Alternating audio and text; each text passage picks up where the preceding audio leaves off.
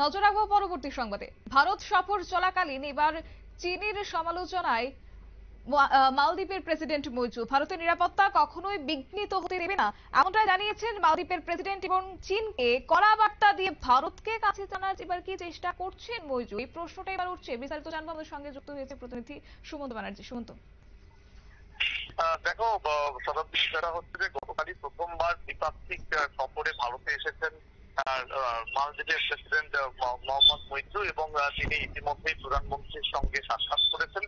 এবং যে বিষয়টি আমরা জানি যে গত মানে মৈত্র যবে থেকে ক্ষমতায় এসেছেন মালদ্বীপের প্রেসিডেন্ট হিসেবে, তখন থেকে কিন্তু ভারতের সঙ্গে তাদের সম্পর্কটা খারাপ হয়েছিল।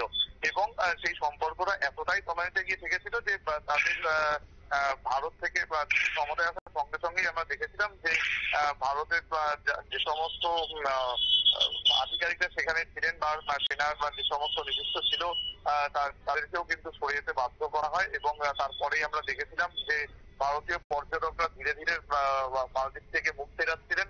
এবং তারপরে কিন্তু সেখানের যে অর্থনীতি সেখানে একটা ব্যাপক প্রভাব পড়েছিল। এবং তারপর এই মৈত্র গত কয়েকদিন আগে যখন তিনি বুঝতে পারলেন তিনি একটা মস্ত বড় ভুল করেছেন, এবং তার এই ভুলের খেসারত হিসেবে আমরা দেখেছিলাম যে ভারতীয় যারা পর্যটক যারা মালদ্বীপে যেতে ভালোবাসেন তাদের কিন্তু সংখ্যা একেবারেই যে কমে গেছিল, এবং যার ফলে যে ব্যাপক একটা আর্নিং ছিল ভারতীয় পর্যটকদের থেকে সেটা কিন্তু নষ্ট হয়ে গেছিল। এবং তারপরেই আমরা দেখেছিলাম যে ভারতের এই মৈত্রীকে পাঠিয়েছিলেন তার দপ্তরের যিনি পর্যটন মন্ত্রী, এবং তার সঙ্গে আরো এক মন্ত্রীকে সঙ্গে করে তিনি পাঠিয়েছিলেন গত মাসে। এবং তারা ওয়েলকাম ইন্ডিয়া বলে এটি ক্যাম্পেইনও চালিয়েছিলেন, দেশের বিভিন্ন প্রান্ত তারা ঘুরে বেরিয়েছিলেন যাতে আবার পর্যটকরা সেখানে যান। কিন্তু সেখানে গিয়েও আমরা দেখতে পেলাম যে খুব একটা লাভের লাভ কিছু হলো না।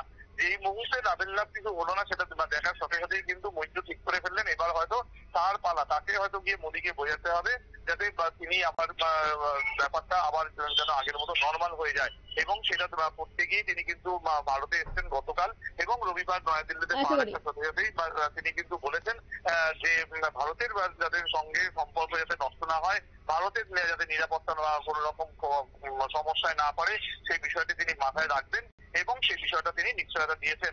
সেই বার্তা আপাতত তিনি দিয়েছেন। এরপরে একেবারে আরো কিছু বৈঠক তার রয়েছে, এবং সেই বৈঠক থেকে কি উঠে আসে সেটার দিকে আমাদের অবশ্যই নজর থাকবে। ধন্যবাদ সুমন্ত। বিস্তারিত বিষয় তুলে ধরলো আমাদের প্রতিনিধি সুমন্ত ব্যানার্জি। এবং কার্যত আজ দেখা গেছে মালদ্বীপের প্রেসিডেন্ট মৈত্রকে চীনের সমালোচনা করতে এবং চীনকে সমালোচনা করে এবার কি ভারতকে কাছে টানারও চেষ্টা করছেন, সেই প্রশ্নটা তো আপাতত থেকেই যাচ্ছে। সংবাদ আপাতত এই পর্যন্তই। পরবর্তী আপডেটের জন্য চোখ রাখুন শুধুমাত্র নিউজ ভ্যানগার্ডের পর্দায়। নমস্কার।